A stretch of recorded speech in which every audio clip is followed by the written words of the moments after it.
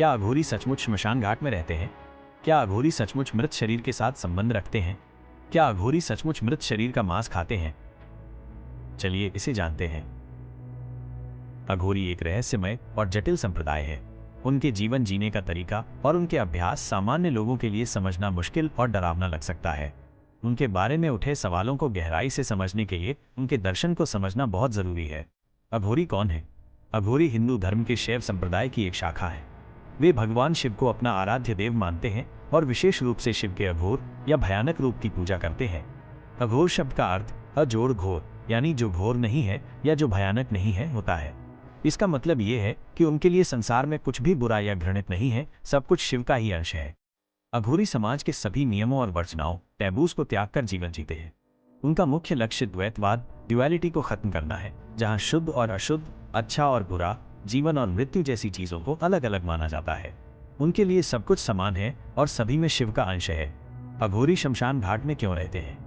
अघोरियों के लिए शमशान घाट, मसान घाट सबसे पवित्र और साधना करने के लिए सबसे उपयुक्त स्थान है। इसके मुख्य कारण ये है। मृत्यु के साथ संबंध। श्मशान घाट मृत्यु का प्रतीक है। अघोरी वहां रहकर मृत्यु को करीब से समझते हैं और जीवन की नश्वरता को स्वीकार करते हैं। उनके लिए मृत्यु जीवन का अंत नहीं है, बल्कि सिर्फ एक परिवर्तन, ट्रांसफॉर्मेशन है। मोह और डर का अंत। श्मशान में रहकर वे सांसारिक मोह, डर और घृणा जैसी भावनाओं को जीत सकते हैं। जलती हुई चिताओं को देखकर वे अपने शरीर के प्रति लगाव और मैं के अहंकार को त्यागने की कोशिश करते हैं। शिव का निवास। धार्मिक मान्यताओं के अनुसार श्मशान घाट भगवान शिव का निवास स्थान माना जाता है। शिवजी श्मशान घाट में ध्यान करते हैं और रहते हैं, इसलिए अघोरी भी वहीं रहकर अपने इष्ट देव के करीब होते हैं और साधना करते हैं। एकांत और साधना। श्मशान घाट सामान्य लोगों के लिए डरावना होता है, इसलिए वहां कोई नहीं जाता। इससे अघोरियों को शांत और एकांत वातावरण में अपनी साधना करने में मदद मिलती है। अघोरी और मृत शरीर का संबंध। ये सच है कि अघोरी मृत शरीर शव से संबंध रखते हैं, लेकिन इसका एक गहरा दार्शनिक अर्थ है। इसे उनकी साधना का एक महत्वपूर्ण हिस्सा माना जाता है, जिसे शव साधना कहते हैं। शव साधना एक विशेष प्रकार का तांत्रिक अभ्यास है, जिसमें अघोरी मृत शरीर पर बैठकर या उसकी पूजा करके ध्यान करते हैं। इसका मुख्य उद्देश्य शव को शिव का प्रतीक मानकर साधना करना है। अघोरियों के लिए जीवित और मृत शरीर में कोई फर्क नहीं होता, क्योंकि वे दोनों को समान रूप से शिव का ही रूप मानते हैं। ये साधना उन्हें मृत्यु के डर से मुक्त होने, शरीर के प्रति लगाव त्यागने और हर चीज में दिव्यता देखने का सबक सिखाती है।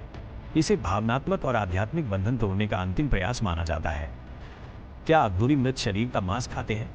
हाँ, ये बात बहुत प्रचलित है और माना जाता है कि कुछ अघोरी इस अभ्यास को अपनाते हैं, लेकिन ये कोई भूख मिटाने या स्वाद के लिए किया जाने वाला काम नहीं है। इसके पीछे गहरे आध्यात्मिक और दार्शनिक कारण। वर्जना, टाबू तोड़ना।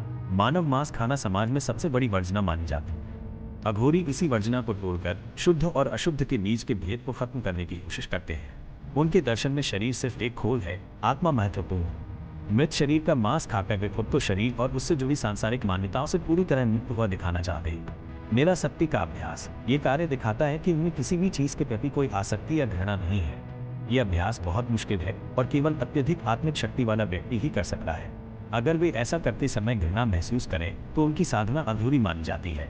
प्रतीकात्मक अर्थ। यह अभ्यास अक्सर प्रतीकात्मक, सिंबॉलिक होता है और सभी अघोरी इसे नहीं करते। जो करते हैं वे इसे जीवन के सबसे बड़े सत्य, मृत्यु और उसके बाद की अवस्था को स्वीकार करने की चरम साधना के रूप में करते हैं। यह अभ्यास बहुत दुर्लभ और गुप्त होते हैं। बाहर से देखने पर यह काम भले ही डरावने लगे, लेकिन अघोरियों के लिए यह मोक्ष और परम ज्ञान प्राप्त करने का मार्ग है।